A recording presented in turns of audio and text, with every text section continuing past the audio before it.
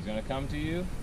He stands there. You're going to tell him to sit at that point in time, and then you're going to start over. So you're always going to start over on 0. So say you say come. You come, you get up to 30. He finally comes. You're going to go back down to 0 to say sit.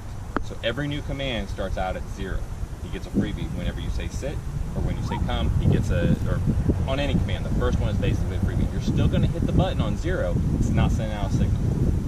It's a freebie. It's muscle memory for you guys. Because if you're not pressing the button on 0, you're going to end up forgetting to press the button on 5 and on 10 and on 20. So you're always going to start on 0. So when he comes to you, come is going to be anywhere where you can pet him without taking a step to him. So right here, that's fine. I can touch him. Now he's on the very edge of it. So if he's like right here, I can't touch him. That is not acceptable. He didn't actually come to me. So at that point in time, I'm going to take an extra step back, and I'm just going to continue to come until he gets into my bubble. Don't care if it's in front, to the side, or behind me. It's anywhere. Now, when we do come to heel, that's where there's going to be a specific spot he's got to come and sit. But right now, just come is anywhere where I can pet him and touch him within that bubble. So go ahead, take a step back, and I'll see you. It's the black one. Well, the red one and the black one actually do the exact same thing now. So normally, if it was momentary and constant, one would do momentary, one would do constant. But right now, it's just one. You just have to see on there. Both buttons are doing the constant. So it really doesn't matter which one you press.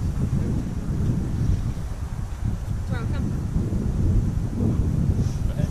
So I didn't mention this. So the first 30 minutes to an hour, there may be a lot of this. He's going to run to me thinking I'm the one causing the corrections. We've got to show him that you guys are also have the magical power of correction. Throw count. Nope. So stand up. I don't want.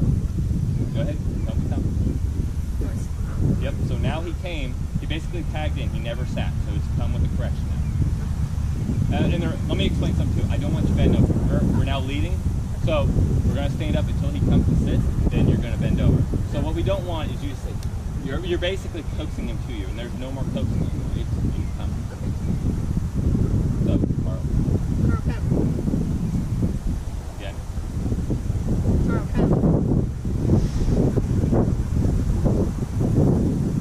Boy, now pet him. That's a good boy. Good job.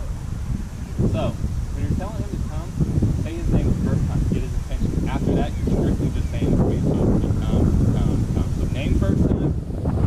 Several times, and then say you say it 3 or 4 or 5 times, then you might be able to throw in another card, but you shouldn't have to. You should just have to say Carl 1, get his attention, and then the command. So now you should be able to walk away. Now watch him, because a lot of times he wants to follow. You should still be on a number, because when I say a number, you didn't have to necessarily correct him, but you already said 6, so you should be on like a 5, in between 5. So you start walking, his butt comes up, it's 6, with a correction. And then you're going to go up to 10, and then you're going to try walking away again. Try. He might not follow you. He might though. In normal, I'm just telling you, his habits are he wants to come with you. So sit. And now walk. There you go. So I want you to go ahead and release him. Release him. Break. Good job, Caro.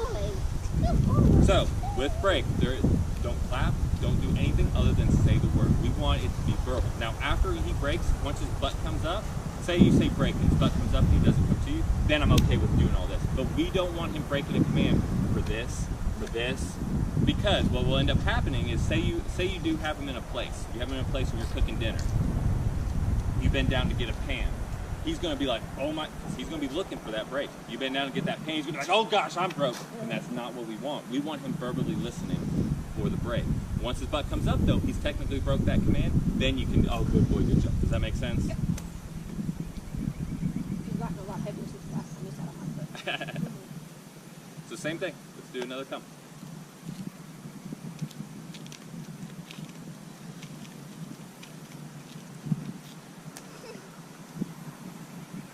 Carl, come.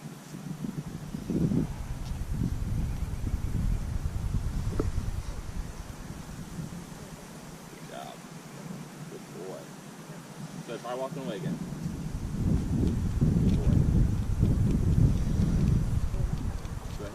Go ahead and release it. Break. Good job, Caro. Good boy.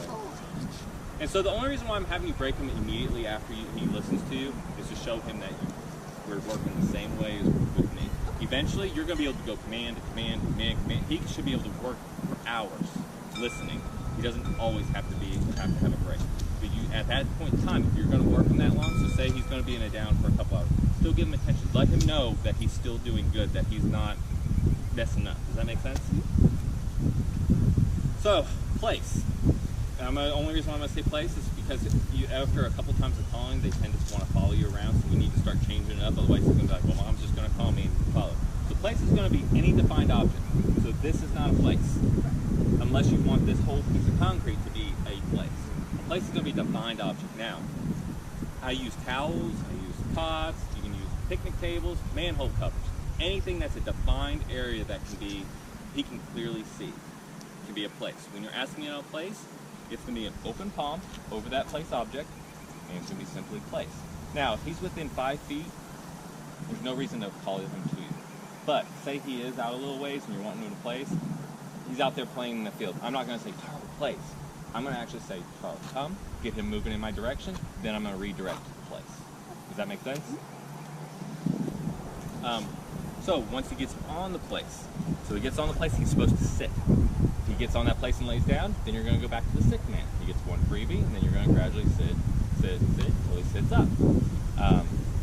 He's only going to be able to lay down when you tell him down. So places, he's got to get on that sit. So everything's going to start in sit unless you tell him down. Does that make sense? So he gets on the place, he's sitting here, and he says, I'm wanting to get off the place, and he goes ahead and gets off. The moment he goes to gets off, I don't care what number you're on, whether it's a 10, 20, 30.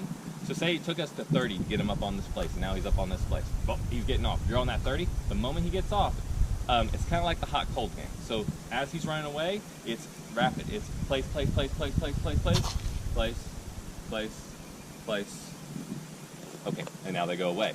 So basically, as he's moving, these corrections still need to continue as he's moving in the correct direction, but not as rapid. As he's moving away from that place, it needs to be, nope, you're wrong, you're wrong, you're wrong. As he's coming back, nope, you're moving in the right direction. You're doing better. Boom, you're on the place. The simple fact of the matter, once he's on that place, he should not come off that place. That's the whole point of rapid corrections as he's going away, as he's going back, slower, slower. Once he gets on there, correction stop. Make sense? Go ahead and place him there. Or place.